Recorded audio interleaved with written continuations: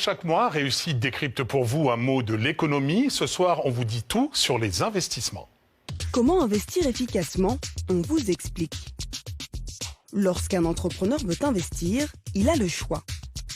Soit utiliser l'argent qu'il a dans les caisses, c'est l'autofinancement, soit emprunter de l'argent auprès d'une banque, par exemple. Or, même s'il a l'argent dans ses caisses, il est parfois plus rentable pour lui de s'endetter. C'est ce qu'on appelle l'effet de levier. Prenons un fabricant de savon qui a besoin de 10 000 francs CFA pour acheter une nouvelle machine. Il sait que la rentabilité de son entreprise est de 10%. S'il décide de financer lui-même sa machine, il va investir en fonds propres 10 000 francs CFA. La rentabilité étant de 10%, il va gagner 10% de 10 000 francs CFA, soit 1 000 francs CFA. Dans le deuxième cas, le chef d'entreprise choisit d'emprunter.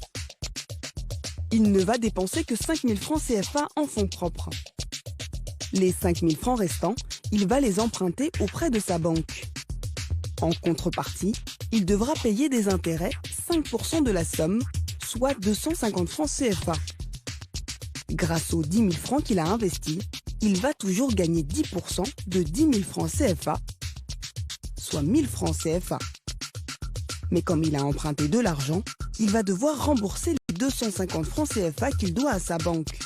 Résultat, l'entrepreneur ne va gagner que 750 francs CFA. Mais il a gagné ses 750 francs CFA en ne dépensant que 5 000 francs CFA. Cette fois-ci, la rentabilité est de 15%, contre 10% sans emprunt.